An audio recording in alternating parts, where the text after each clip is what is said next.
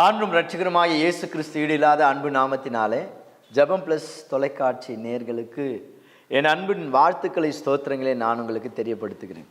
தேவனுடைய பெரிதான கிருபையினாலே தொடர்ந்து நான் உங்களோடு கூட கர்த்தருடைய வார்த்தையை, கர்த்தருடைய செய்தியை, ஜெபத்தின் மகத்துவங்களை குறித்து உங்களோடு கூட பேசி கொண்டிருக்கிறேன். அன்பு சகோதரனே, சகோதரியே, தேவன் இந்த நாளிலும் கூட தொடர்ச்சியாய் நான் உங்களோடு கூட கர்த்தருடைய வார்த்தை பேசுவதற்கு எனக்கு தந்த அவருடைய கிருபைக்காக, இரக்கத்துக்காக நான் அதிகமாய் தேவனை நான் ஸ்தோத்திரிக்கிறேன். ஆண்டவருக்கு ஸ்தோத்திரம் உண்டாகட்டும்.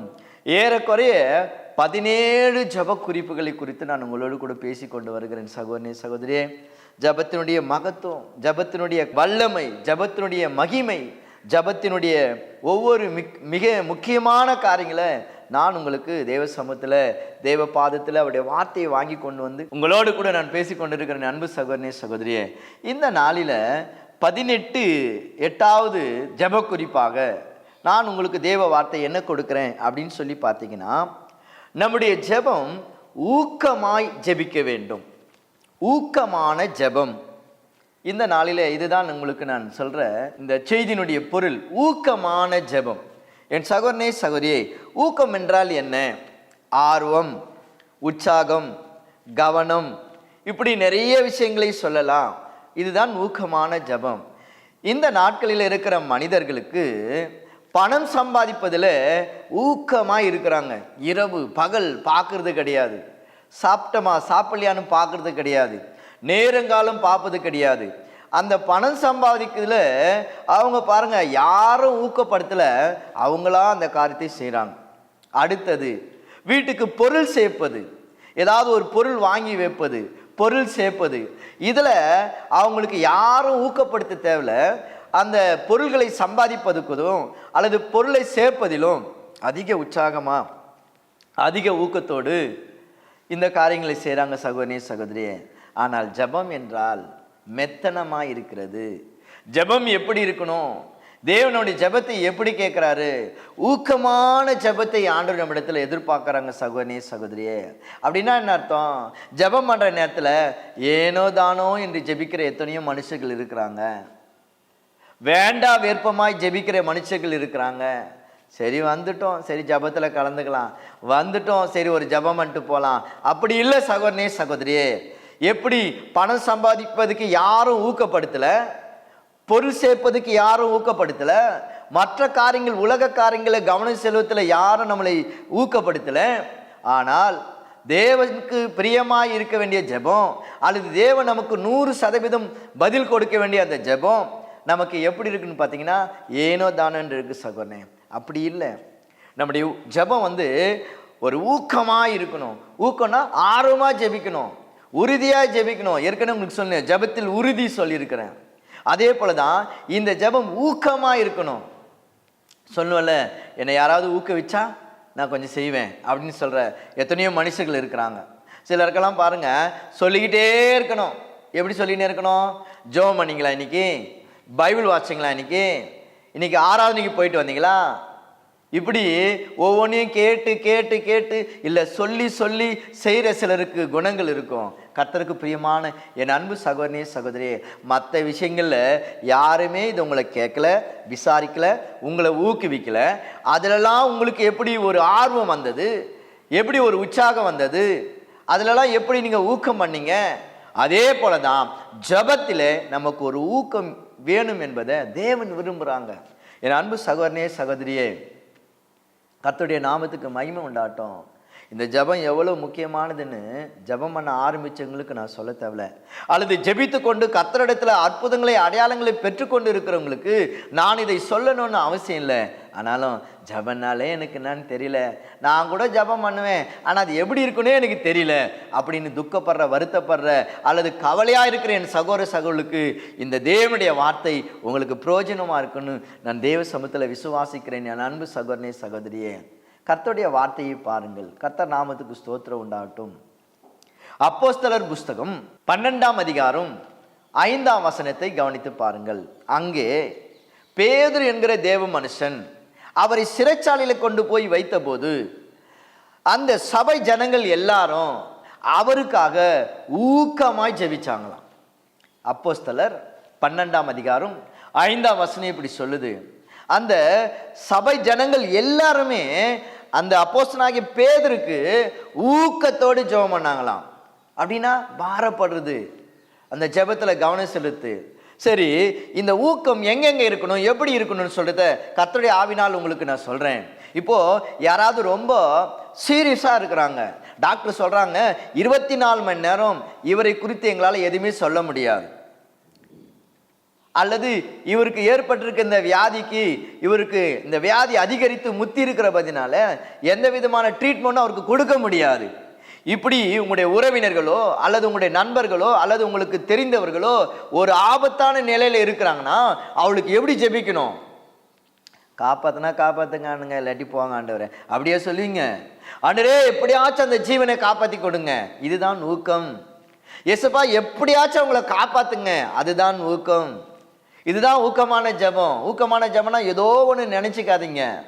யாராவது ரொம்ப சூழ்நிலை நெருக்கத்தில் இருக்கிறாங்களா, பாரத்தில் இருக்கிறாங்களா, அடுத்து அவங்க என்ன ஆகுதுமா, இதை விட இப்படி வாழத்தை விட நம்ம செத்துலான்ற ஒரு எண்ணங்கள்ல இருப்பாங்க.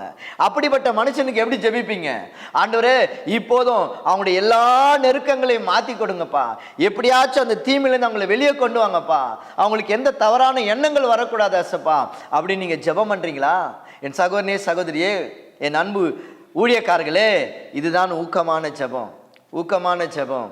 என் அன்பு சகோதரனே சகோதரியே, ஏனோ தானோ என்று ஜெபிப்பது ஊக்கமான ஜெபம் இல்லை. அந்த ஜெபத்துல ஒரு தாகம், ஒரு வாஞ்சை. அநேகர் ஆலயத்துக்கு வராங்க. எப்படி வராங்க சகோதரனே சகோதரியே? திடீரென்று கணவனுக்கு ஏதாவது மரணத்துக்கு ஏதுவான வியாதி, அல்லது தாய் தந்தைக்கு மரணத்துக்கு ஏதுவான வியாதி, அல்லது அவங்களுக்கு மரணத்துக்கு ஏதுவான வியாதி. அப்போ அநேகர் சொல்றாங்க, நீங்க சர்ச்சுக்கு போங்க, அங்க பாஸ்டர் ஜெபம் பண்ணுவாங்க, ஏசப்பா உங்களுக்கு சுகம் கொடுப்பாங்க, நீங்கள் போங்க, ஏன் இந்த பிரச்சனையில் இருக்கிறீங்க, ஏன் இந்த கடனில் இருக்கிறீங்க, ஏன் இப்படி இருக்கிறீங்க, போங்கன்னு யாராவது அவங்கள ஊக்கப்படுத்துவாங்க. அவங்க என்ன பண்ணுவாங்க தெரியுமா? சரி இவங்க சொல்கிறாங்களே நம்ம போய் ஜெபம் பண்ணி தான் பார்க்கலாம், சர்ச்சுக்கு போய் தான் பார்க்கலாம் வருவாங்க. ஆனால் வந்தவங்க எப்படி இருக்கிறாங்க தெரியுமா சகோதரனே சகோதரியே? 1 வாரம் வந்தாங்க, 2 வாரம் வந்தாங்க, 1 மாதம் வந்தாங்க, அவ்வளோதான். அவங்களால வர முடியல. ஏன் வர முடியல, ஏன் வரல அப்படின்னு பார்த்தீங்கன்னா, இவங்க வந்த காரியம் நடக்கலை, இவங்க விரும்பின காரியம் அவங்களுக்கு கை கூடலை. ஆனால் இவங்க செய்கிற ஒரு காரியம் என்ன தெரியுமா? இவங்க வெளியே போய் நம்ம ஆண்டவராகிய இயேசு கிறிஸ்துவை, சகல வல்லமையுள்ள தேவனை, அவரிடத்துல வந்தவர்களை ஒருபோதும் வெறுமையாய் அனுப்பாதவரை குறை சொல்லுவாங்க. எப்படி குறை சொல்லுவாங்கன்னா, எல்லாரும் சொன்னாங்க நானும் சர்ச்சுக்கு தான் போனேன், நானும் தான் ஜெபம் பண்ணேன், நானும் அந்த ஏசப்பா கிட்ட தான் போனேன், அப்போ கூட எங்கள் வீட்டுக்காரை காப்பாற்ற முடியல, அப்போ கூட என் பிரச்சனை போக முடியல, அப்போ கூட என் கடன் போகல. இவர்கள் என்ன பண்ணியிருப்பாங்க தெரியுமா சகோதரனே சகோதரியே? இப்போ ஒரு உதாரணம் உங்களுக்கு சொல்கிறேன். இப்போ நீங்கள் ஒரு மனுஷர்கிட்ட போய் ஒரு உதவி எதிர்பார்த்துட்டு போகிறீங்க, ரொம்ப நெருக்கமாக இருக்கிறீங்க, ரொம்ப உங்களால் அடுத்த நாள் உங்களால் அந்த அந்த நெருக்கத்தை தாண்டி போக முடியல, அந்த கஷ்டத்தை தாண்டி போக முடியல. எப்படியாச்சும் அந்த மனுஷங்கிட்ட போய் நம்ம அந்த உதவி வாங்கி அந்த நெருக்கத்தை பாரத்தை நம்ம கடந்து போகணும்னு போகிறோம். இப்போ நீங்கள் போகும்போது அந்த மனுஷனிடத்தில் போய், ஐயா உங்களை தான் நான் நம்பி வந்திருக்கிறேன், எப்படியாச்சும் இந்த கஷ்டத்தை எனக்கு தீர்த்துருங்க, எப்படியாச்சும் இந்த பிரச்சனையை சரி பண்ணிடுங்க, நான் உங்களை தான் நம்பி வந்திருக்கிறேன், எனக்கு வேற வழியே இல்லை, இதை தவிர நான் சாவுறதை தவிர வேற வழியே இல்லை அப்படின்னு நீங்கள் போய் அந்த நம்பி போன மனிதனிடத்தில் சொல்லும் போது, அவர் எவ்வளோ பெரிய மன கடினமாக இருந்தாலும் உடனடியாக அவருடைய மனம் இறங்க ஆரம்பிக்கும். எதனால் தெரியுமா? நீங்கள் அவரிடத்துல வருந்தி கேட்பதனால. ஊக்கமான ஜெபம்னா தேவனிடத்துல வருந்தி கேட்கணும், பாரப்பட்டு கேட்கணும். சில காரியங்களை, சில வசனங்களை சொல்கிறேன், அந்த இடங்களில் நீங்கள் போய் வேதத்தை வாசித்து பாருங்கள். யாத்ராக புஸ்தகம் 12ஆம் அதிகாரம், யாத்ராக புஸ்தகம் 32, 12, 13, ஏசாயா தீர்க்கதரிசன புஸ்தகம் 38, 3, 2 ராஜாக்களின் புஸ்தகம் 20:3. இந்த வசனங்களை கவனித்து பாருங்க. அங்க தேவ மனுஷர்கள் எப்படி ஜெபிச்சாங்க தெரியுமா? ஆண்டவர்கிட்ட நீங்க தான் காப்பாற்றணும், நீங்க தான் எனக்கு இந்த வழி, நீங்க தான் எனக்கு உதவி அப்படின்னு சொல்லி என்ன பண்ணாராம்? மோசே என்கிற தீர்க்கதரிசி ஆண்டவரிடத்துல போய் கெஞ்சி பிரார்த்தித்தாராம். ஆண்டவர்கிட்ட கெஞ்சி வருந்தி பிரார்த்தித்தாராம். அதுதான் ஊக்கமான ஜெபம். ஆண்டவர் என்ன பண்ண தெரியுமா? அவர் கெஞ்சுதலை, அவர் ஊக்கமாய் கேட்டதை பதில் கொடுத்தார். இவங்க இப்படி கேட்கல. இப்போ அதே ஒரு உதாரணத்தை உங்களுக்கு சொல்றேன். உங்ககிட்ட ஒரு உதவிக்காக வந்திருக்கிறேன், நீங்கள் முடிஞ்சால் செய்யுங்க, இல்லாட்டி பரவாயில்ல அப்படி சொன்னால் உதவி செய்கிறோடைய மனசு இறங்குமா? ஆண்டுகிட்ட வந்து இவங்க எப்படி கேட்டிருப்பாங்க தெரியுமா? இப்படி தான் கேட்டிருப்பாங்க. அப்படி இல்லை, என் கணவனை காப்பாத்துங்க ஏசப்பா, என் மனைவியை காப்பாத்துங்க, என் பிள்ளையை காப்பாத்துங்க, நான் உங்களை தான் நம்பி வந்திருக்கிறேன், எனக்கு வேற வழியே இல்லை அப்படி நீங்க ஊக்கமாய் பாரத்தோடு ஜெபம் பண்ணும்போது கர்த்தர் பெரிய அற்புதங்களை செய்வாங்க. இப்படிதான் அநேகர் வந்து ஆலயத்துக்கு வந்து கடவுளை குறை சொல்லிட்டு போயிடுறாங்க. சகோதரனே சகோதரியே, மனுஷங்கிட்ட போய் கெஞ்சுறாங்க, காலில் கூட விடுறேன்னாங்க. ஆனால் ஆண்டு அப்படி இல்லை, அவர்கிட்ட இரக்கம் இருக்குது, தயவு இருக்குது. ஆனால் நீங்கள் அவர்கிட்ட வருந்தி கேட்க மாட்டீங்களே, கொடுத்தா கொடுங்க இல்லாட்டி விடுங்கன்றீங்க. ஆனால் வெளியே போய் அப்படி சொல்ல மாட்டீங்க. நான் சர்ச்சுக்கு போனேன், நான் ஜெபம் பண்ணேன், அப்போ கூட எனக்கு அந்த ஏசப்பா எனக்கு அற்புதம் செய்யலை, ஏசப்பா கூட என்னை கைவிட்டாரு, இப்படி எத்தனையோ சொல்கிற வருந்துகிற ஒரு காரியங்கள் இருக்குது. அப்படி இல்லை சகோதரனே சகோதரியே, பேதுரு சிறைச்சாலையில் இருக்கும் போது தன்னுடைய சபை ஜனங்க அவருக்காக ஊக்கமாக ஜெபிச்சாங்க. கர்த்தர் என்ன பண்ணார் தெரியுமா? ஒரு தூதனை அனுப்பினார், அவரை வெளியே கொண்டு வந்தார். அப்படிதான் உனக்கும் எனக்கும் அற்புதங்களை செய்வார். என் அன்பு சகோதரனே சகோதரியே, தேவனுடைய நாமத்துக்கு நான் கனத்த மகிமையை செலுத்துகிறேன். அது மாத்திரமல்ல, யாக்கோபின் பொதுவான நிருபம் 5ஆம் அதிகாரம் 16ஆம் வசனத்தை பாருங்கள். ஊக்கமான வேண்டுதல் மிகுந்த பலன் கொடுக்குமா? ஊக்கமான வேண்டுதல் கொஞ்சம் பலன் இல்லையா, மிகுந்த பலன் அளிக்குமா? யாக்கோபின் புஸ்தகம் 5:16 இப்படி சொல்லுது. அன்பு சகோதரியே, உனக்கும் எனக்கும் ஊக்கமான ஜெபம் வேணுமா அப்படின்னு அவசியமா நீ நினைக்கிறியா? ஒரே ஒருவரை சொல்ல போறேன், அவரை சொல்லி நான் முடிக்க போறேன். ஆண்டவராகிய இயேசு கிறிஸ்து ஊக்கமாய் ஜெபம் பண்ணாருன்னா, அவரிடத்துல நமக்கு இரக்கமும் தயமும் வேணுன்ற நமக்கு அவரை விட அதிகமாய் ஊக்கமாக ஜெபிக்கணும். என் அன்பு சகோதரனே சகோதரியே, லூக்கா எழுதின சுவிசேஷ புத்தகம் 22ஆம் அதிகாரம் 14ஆம் வசனத்தை கவனித்து பாருங்கள். நம் ஆண்டவராகிய இயேசு கிறிஸ்து சிலுவையில் அறைவதற்கு முன்பதாக அவர் மிகவும் வியாகுலப்பட்டு ஊக்கமாய் ஜெபித்தாராம். எப்படி ஜெபிச்சாராம் பாருங்க, ஊக்கமாய் ஜெபித்தாராம். என் அன்பு சகோதரனே சகோதரியே, நம்ம ஆராதிக்கிற தெய்வத்துக்கு ஒரு நெருக்கம் பாரம் கஷ்டம் வரும்போது அவர் ஊக்கமாக ஜெபிப்பார்னா, நாம் அதை விட 1000 மடங்கு ஊக்கமாக ஜெபிக்கணும். சகோதரனே சகோதரியே, இன்னைக்கு யாரெல்லாம் ஜெபத்தில் ஏனோ தானோன்னு இருக்கிறீங்களோ, தயவு செய்து உங்கள் பாதங்களை தொட்டு கேட்குறேன், உங்களுடைய ஜெபங்களில் ஊக்கத்தை ஏற்படுத்துங்க. நம்முடைய ஆண்டவர் இரக்கம் உள்ளவர், நம் ஆண்டவருடைய தயவு உள்ளவர். நாம் ஊக்கமாய் ஜெபிக்கும் போது ஆண்டவர் உடனடியாக மனம் இறங்கி, அது பணமாக இருக்கட்டும், எந்த சூழ்நிலையாக இருக்கட்டும், எந்த நெருக்கமாக இருக்கட்டும், எந்த பாரமாக இருக்கட்டும், ஆண்டவர் அதை எடுத்து போடுவாங்க. சகோதரனே சகோதரியே, இன்னைக்கு 18வது ஜெப குறிப்பாக என் அன்பு சகோதரனே சகோதரியே, ஊக்கமான வேண்டுதலை கர்த்தர் கேட்கிறார் என்று உங்களுக்கு நான் கர்த்தருடைய வார்த்தையை சொல்லியிருக்கிறேன். அதன்படி ஜெபிங்க, கர்த்தர் ஜெயத்தை கொடுப்பார். இப்போதும் நான் உங்களுக்காக ஜெபம் பண்ண போகிறேன். எங்களை நேசிக்கிற நல்ல பிதாவே, நீங்க ஆசீர்வதித்த தானே இந்த நல்ல அப்பா வேலைக்காக ஜெபிக்கிறேன், நன்றி செலுத்துறப்பா. அன்பு தகப்பனே, நீர் என்னெல்லாம் சொல்றீங்களப்பா, அதெல்லாம் இந்த கழுதின் வாயின் வழியாய் இந்த ஜனங்களுக்கு, என் சகோதரர்களுக்கு, என் சகோதரிகளுக்கு, என் தாய் தகப்பனுக்கு நீங்க கொண்டு போய் செல்றீங்க. நான் விசுவாசிக்கிறேன் ஏசப்பா. இதோ இந்த நாளில கூடப்பா, யாரெல்லாம் ஜெபத்தை மெத்தனமாய் ஆண்டவரே ஒரு அலட்சியமாய் ஜெபிக்கிறாங்களோ, அவங்களுக்கு ஒரு உணர்வு தாங்கப்பா. ஆண்டவரே, நீரே உன் பிதாவினிடத்துல ஊக்கமாய் ஜெபித்தீரே ராஜா.